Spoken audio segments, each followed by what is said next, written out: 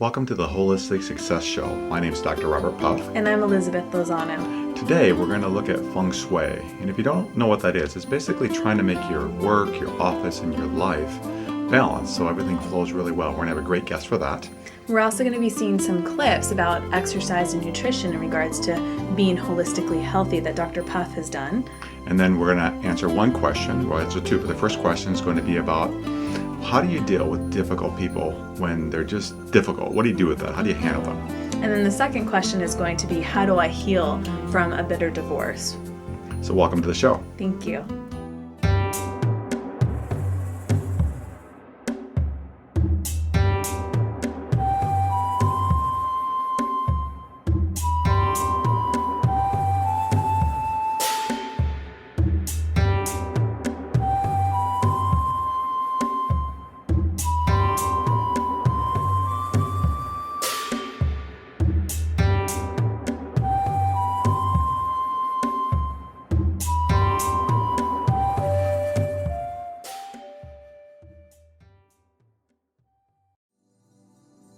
Holistic health and nutrition.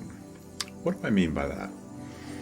Our bodies are the summation of what we eat every day, or we are what we eat. So what you put in your body affects who you are and what you are, as far as how your body feels, how it stays healthy or stays unhealthy. And so today I want to talk about how to, one, understand that, and two, perhaps improve that. So the first thing you have to do is say, okay, what do I do for eating? Mostly you're going to get your eating habits from what you were raised with. I was raised in the Midwest, and I was raised on a very typical Midwestern diet, and it included, a lot of meat and a lot of potatoes. And when I moved to California, when my wife first met me, she always shares a story that was pretty funny. We would go out to eat, and like if I went to a restaurant, my vegetables would be French fries, and she I've come a long way since then, but she thought that was pretty funny, and so she often shares that story.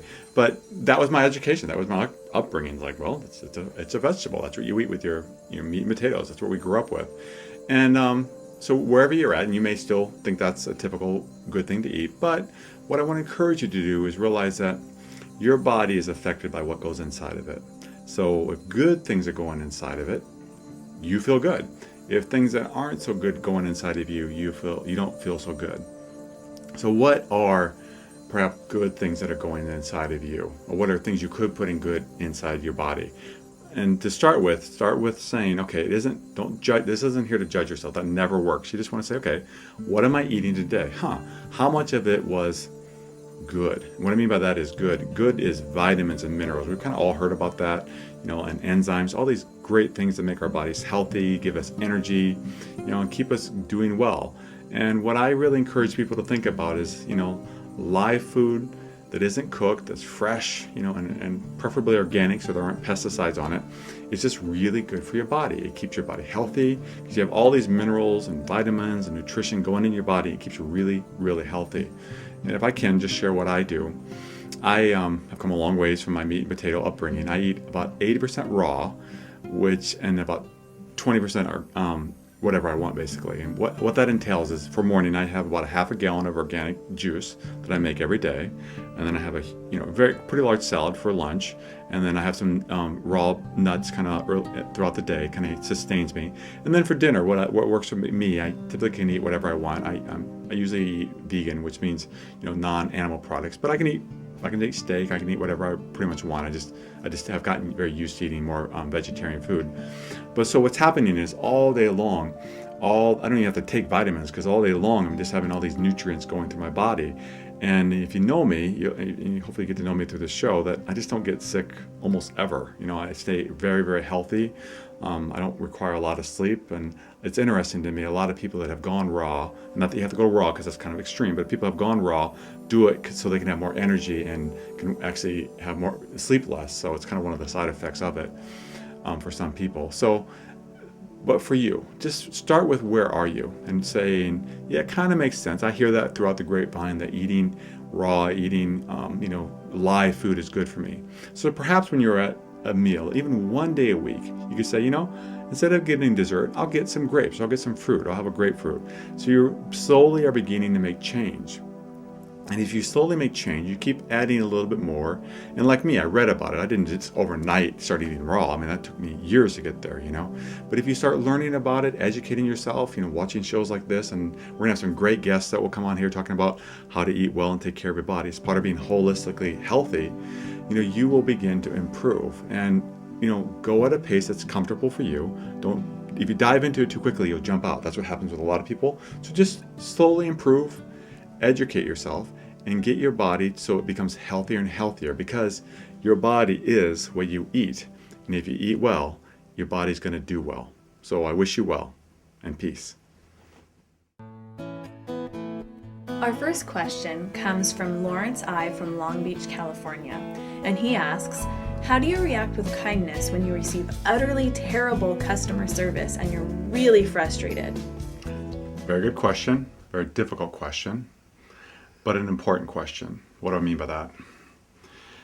It's going to be difficult, but I have a little trick I think that could help you. Just ask them a question. I've done this many, many times. I'm standing in line, and like you, Larry, I've faced this very difficult customer service person. And I'll just say, I try to say very kindly, it's hard. I say, is everything all right? Is everything okay? And they usually are taken back by that. And I say, why? I say, well, it seems like, you're kind of upset, and I don't feel like I've done anything to offend you. So I just wanted to see if everything was okay. And I've experienced many, many times, most times when I ask that question, what I get back is, their boyfriend just broke up with them, their father's sick, they're worried about their son who's sick at school, and they have to go pick him up. Something is wrong, and that's why they're acting that way.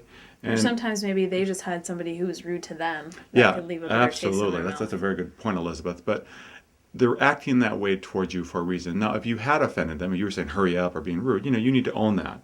But if you don't feel like you've done something wrong and they're not doing a very good job with you, it's very unlikely it's about you. And they're suffering. And what can make you more tender towards them and kind, even if you say nothing, but if you can really understand they're acting that way because of pain inside of them, emotional pain, something is wrong. And I think that just helps take off your edge. Can I share a story? It's a really good story. There was once a man, he was in a subway, and he had 2 kids, and they were terrible, awful. I mean, they were awful. New York subway, and they were just awful. And finally, a guy came up to him and said, can you do something about your kids? And the guy would look down, then he looked up and said, well, I know, I don't know what to do. We just came from the hospital, and their mother died. I just don't know what to do. So understand there's a lot of pain out there, and be gentle. And if you just say nothing, that's okay. But try to not take an eye for an eye, because that really does make the whole world blind. Instead, reach out with kindness or reach out with silence. Just politely say thank you and don't do anything. And realize that they probably are suffering. When people are mean, they're suffering. So why add to their suffering, and why cause blindness in the world? That's really great advice. And on the other hand, if you're really struggling with anger because this person is just really setting you off and ticking you where, it's just really getting to you, use some of those old 101 anger management techniques. Take a really deep breath, take a couple of deep breaths, maybe count to 10, really work on yourself before you respond to them, because responding to them in anger really isn't going to get anything across. And if you really feel that you've been taken advantage of, or they're just, you're not getting where you need to get, ask to speak with a supervisor. And that takes a little bit of guts to do that sometimes, just like it even does to say, hey, what's going on? But it's important that you're not taken advantage of either. You set boundaries in your own life as well, but you don't need to be rude and be like, give me your manager, let me talk to your supervisor. It's like, can I please speak with your supervisor? And if they start up or whatever, just say, you maintain calm and you say, can I please speak with your supervisor? And then you deal with it from there. And usually the person that's head up will usually be apologetic for what's going on, and then maybe they can handle the situation. And it's not that you're trying to ruin this person's life or, say, oh, it was horrible, awful. But, you set boundaries, take care of yourself, but also examine your own behavior. Yeah, really look at that and try to understand how the world works. And it works better when we're kind. So be kind and, and see what response you get from that. You might be surprised. And good luck, Lawrence. I hope you don't run into too many of those people. For sure. This week's guest is Dr. Anna Maria Prezio. She's a Feng Shui Consultant, and it's her mission to help people gain the knowledge and tools in Feng Shui to create positive relationships, wealth, health, and creativity in their lives. So welcome, Dr. Anna Maria Prezio. It's very nice to have you here. Please tell us a little bit more about what you do and who you are. I'm Dr. Anna Maria Prezio. I'm a Feng Shui Consultant. I'm also a coach and an author. I'm just gotten a #1 bestseller for Confessions of a Feng Shui Ghostbuster. And You want to show them your book? I think you brought that with you. here we are. You can get this on Amazon or lulu.com, or you can go to my website at www.prezio.com. Okay. So tell us a little bit more about the work that you do. Okay. I do reconstruction. I do reconstruction spiritually, physically, emotionally. When a builder builds a house, he has to look at every aspect of that particular piece of earth or plot. And so that's what I do with a house. I take a Okay. look at it from the inside out and the outside in. So do you to go even determine. before they've built the house or in the process of building the house? The best time to call is right before you build. When you're in the planning stages, when you're working with an architect, and I've worked with architects to create a harmonious house. And so that's the best time to call me, because I can look at whether the land is appropriate for the person who's going to build on that piece of land. And I look at direction, Okay. whether the house should sit east, west, north, south. All the directions are very, very significant when you're building a house. So Feng Shui is a lot more than just like how you color, the colors that you choose, or decorating your house or placing furniture. It actually has to do even with how your house is built and the directions that it's facing, which I think is important for people to understand that. Oh, yes. It's very important to understand that it's not just placing objects in a specific place to give you harmony and peace and serenity. It's very important to know that Feng Shui is a very layered approach to everything in your life to balance it out, mind, body, spirit. And so once you have that collectiveness, then you can have a very fruitful and abundant life. And that's my goal for my clients. Okay, so speaking about abundance in a person's life, how would you go about helping somebody, let's say they already live in a home and it's already been built, how would you go about helping somebody to create, the health, the wealth, the happiness, and, success in the relationships? Or is it each individual thing you look at separately, or how would you go about helping somebody with that? That's a good question, because when I'm called in, usually I'm called in because there's an issue. Okay, like what? There's an issue. There's a relationship issue, Okay. or a money issue, or a health issue. And I look at it in priority order. If people call me in and they say, oh, I just want to make a lot of money and I want to win the lottery, then I'm very skeptical about that. And I'm not someone who does that for a living. Okay. So, tell us a little bit. I mean, I've heard about Feng Shui in regards to relationships, and actually, if you've seen the movie The Secret or read the book, it talks about that. It talks about how you should, possibly have your house, or what do you think the proper Feng Shui is to have a healthy, positive romantic relationship? What are something that either in the bedroom or in the house that you can suggest for somebody who would like to have a healthy relationship? Okay. If they're having a relationship issue or they want a relationship to be optimum, then I find out, and there is a place in the house where they might be arguing. So let's say they argue in the kitchen all the time. Okay. So I'll take a look at the kitchen and I'll say, okay. Are most of your clients pretty cognizant of that? Like they realize that we mostly fight in the kitchen? Most of the time I'm educating them on what I do. Okay. And they learn a little more every time. They have like a better awareness of stuff too. Yes, they do. But most of the time when people call me, they do have an understanding that Feng Shui can help them, or they wouldn't be calling me. Yeah, absolutely. Or it's a referral from someone who I've helped, and they're the best referrals. And so in terms of relationship, it might be that the bed is in the wrong place in that bedroom. So would that depend on, just even how the house is faced and everything? So it's not necessarily like it needs to be in the center, there needs to be room on either side? Because that was something that I had heard, if you want, don't have your bed up against the wall because you're not having room for the other person, or, if you have your closet and it's got all this, all your clothes and you have no room for anybody else to come in there. That's true. Okay. That's true. You have to make room for the other person. And that's the law of attraction. A lot of things that occur in Feng Shui are not just psychological, but the intention that you place on something is very, very important. And the more intention you place on that particular area of your life, naturally it's the law of attraction is going to go to work for you. Now, the law of attraction also works in very strange ways. I have a client who hadn't gotten an acting job in a long time.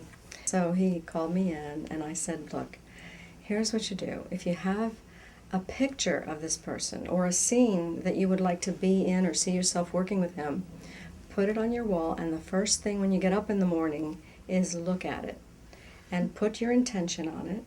And every morning you're going to do this for 30 days, and then you're going to call me and you're going to let me know what happened. Well, wouldn't you know it? It wasn't even 30 days. It might have been like 28 days or something like that. And he called me and he got a part with that actor. Wow. It wasn't a major part. Yeah. It was a small scene, but nonetheless, it catapulted him to the next level. Wow. So that's amazing. what that can do. Now, how do colors affect us, and what colors would you recommend for somebody who's trying to create, balance and success and happiness in their life? Well, I have an ebook on my site that you can get for free, and that will help you along to find out not only your own personal enhancement colors, which we all need. Mm-hmm. Mine is red. Okay. So I wear red to enhance me. When I walk into a room and I'm wearing red, I'm present, Mm-hmm. and people will hear me and what I How have does to one say. go about figuring out what their color is, or what a good color is for them? Everyone has an element that's in excess or that's less than or diminished. So what you need to do is there is a formula in that book Mm-hmm. that you can figure out for yourself based on your date of birth, and another equation that gives you your enhancement color, Mm-hmm. and it'll tell you what element and what color you're needing. Okay. So Pretty interesting. yeah, it is. It's very interesting because color, red is fire. It's all elemental. Every single color is reflected on an element on the chart, on the color chart. So it's not like you can just say, oh, use this color. Every person, and what will benefit them is different. It's different. And it's also different when you use it in a house for your walls, for instance, lines, designs. If it's a wave design, of course, that's water. Mm-hmm. In Feng Shui, that denotes water. So where you place that design is very important in the house. So someone once said to me that if you walk into a house and it looks like it's Feng Shui'd, it's not. So I have a question for you. How did you get involved in Feng Shui? My background is in marketing. I was a marketing executive in Wow. the corporate structure. I taught entrepreneurship. I did a lot of corporate things prior to getting into the metaphysical aspect of my life. But, my slogan is anything beautiful brings in good chi. And that's what I'm all about.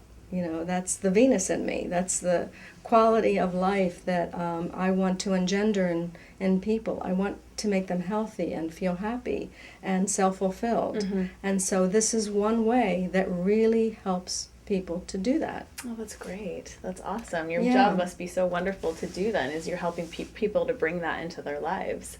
Yeah, it's so satisfying. And I was the worst skeptic you could ever meet. Because I wanted because I proof. think some people are. So, I mean, if you were a skeptic. I wanted proof. I wanted proof that this works. And every time it worked, it surprised me. Feng Shui is where the life force, the qi, comes from. And qi is energy. Okay. And it's the perfect energy that we want in our life, in our body, in our minds, in our spirit.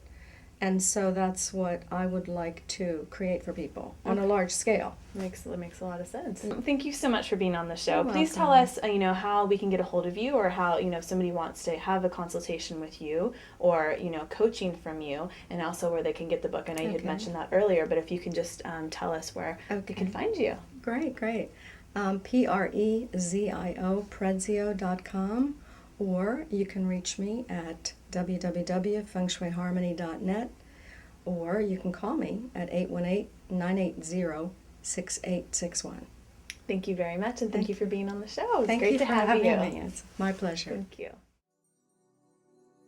Holistic health and exercise. What are the components of exercise? I really advocate 3 parts to it.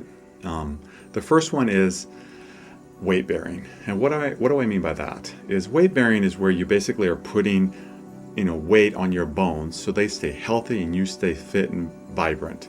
And it's interesting, there's some women in China that, all day long they're carrying, heavy weights on their head, and they walk up and down hills and through the village, and they have such a small amount of, actually I don't think they have any, osteoporosis, because they are taking good care of their body through weight bearing.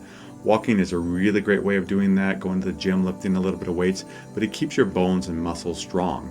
And if you don't do that, if I can share a sad story, my mom, she died several years ago, but she died pretty much of osteoporosis. And what I mean by that is, later in her life, her bones just would break very quickly and very easily because she just had very weak bones, and she hadn't done a lot of exercise. She had smoked when she was younger, and then she didn't do a lot of exercise. She started to, but it wasn't enough for her. So she had a lot of health problems.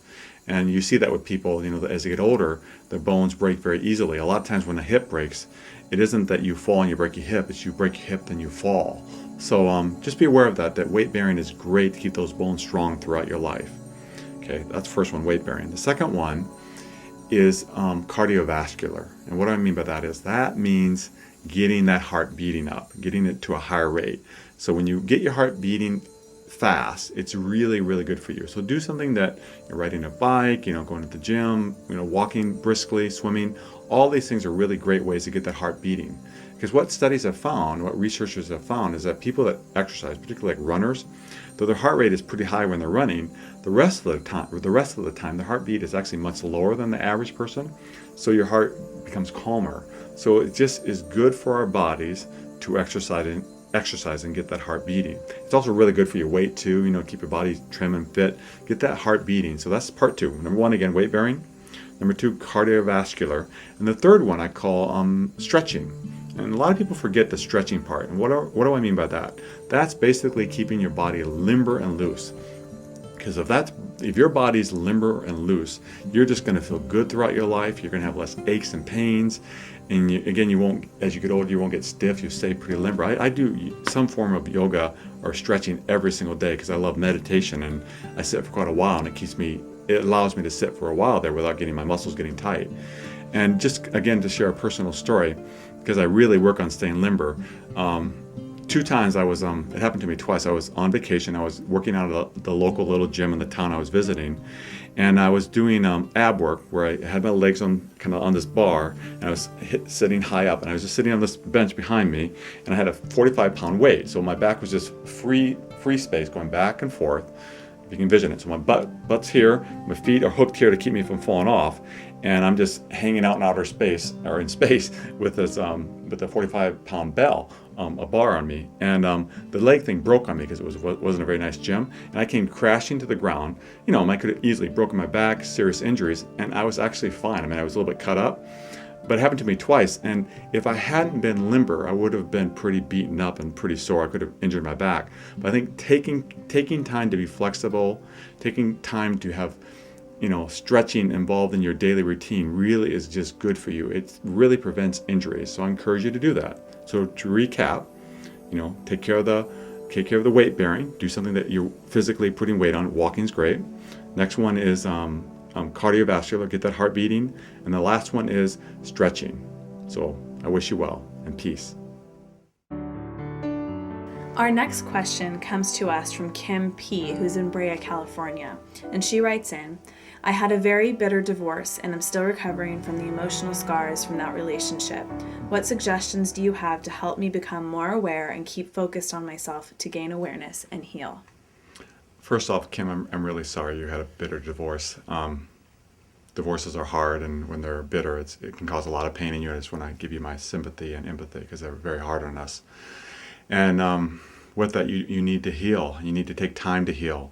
And I don't know how long you were married, and it could have been a short time or a long time, but it just takes a while to heal from things. And when it's painful, I think what's hard for people is how long it can take. But if you spend a little bit of time every day, healing, spending time to talk about it, process it, and allowing yourself to grieve as well. Right, absolutely, and be angry. Using appropriate skills for anger that we'll be discussing in this show. You'll learn that the healing will come. And I often use the analogy. Imagine there's this huge, like 500-gallon jar, and there are marbles in it. And every time you take some time to heal from your divorce, a marble goes out and it never goes back in. You keep taking them, and one day magically they're all gone. And they will be gone. No matter how horrible your marriage was, you can heal 100% from that. I really can guarantee you. But you have to take the time, and when those feelings arise, take time for those feelings. Heal them. Don't be bitter towards him, to his face, but make sure you are allowing that anger to come out of you through appropriate ways. What I prefer is called anger work. We'll be talking about that in other episodes. But learn about healing, watch the show, and you really will learn about how it's very important to be in touch with your feelings, express them in healthy ways, so you can have an absolutely wonderful life. Because if you don't, they won't go away, and it just gets infected and ultimately will make you sick inside. So take time for your feelings. Take time for yourselves. Take time for yourself and heal. It really matters. And you're often going to hear us talk about self-care, and this really, pertains to you. It pertains to everybody, but especially when you're recovering from anything. You're getting out of a divorce, you've lost somebody close to you, because that's ultimately what it is. But even if you've lost somebody to death, or, whatever circumstances are, take care of yourself. If you start feeling depressed, you start feeling down, instead of just cuddling up and going to sleep, do something proactive. Go for a walk, talk with a friend, pick up the phone and talk about it. There's also just divorce recovery workshops you can go to. You can learn how to just express your feelings through paint, through different forms of art. You could dance. There's so many different ways. And we would just really encourage you that self-care is so, so important. That reminds me of a story. Years ago, I had a man I knew. He was a friend of mine, and he went through what I would call a very bitter divorce. And he just didn't like the pain of it. So what he did, anytime he started feeling depressed, he went for a really hard run. In his case, he just ran and ran around until he felt better. And what he found was, by doing that, every time he did that, he kept getting better and better and better. So discover ways that you can heal, perhaps getting a punching bag, getting part of a support group, finding ways to appropriately express your pain, express your anger, and get well and heal. You can heal, though, 100%. If you haven't healed 100%, then you just need to spend more time, because it can go away completely. And I don't know if you have kids, Kim, but this is an important part for us to talk about. We can say a lot of unkind things that maybe we're feeling, or may even be true.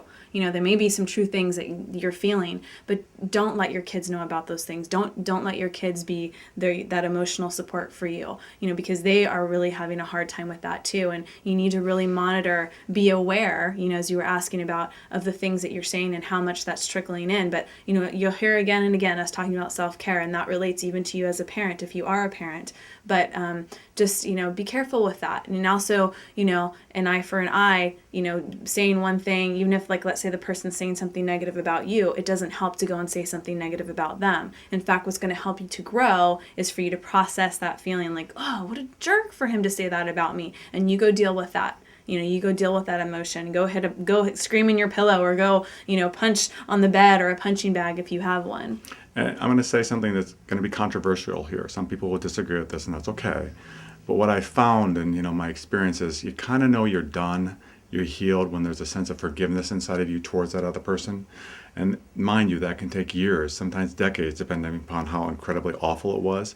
But that's a sign of ultimate healness. Not that you have a relationship with them, but you reach a point where you say, I forgive them for what they've done. I really have healed from it thoroughly, and I'm ready now to move on in my life and really have a wonderful life. And if you look at it as a sense of, you're letting go of that power that they have over you, because in a sense it's like a power that they have over you, your emotions, you're feeling all this and that. So that forgiving is just letting go. It's not about building a relationship with them again or anything like that. It's just about letting go of that energy that you're holding on to. And then be free, Kim.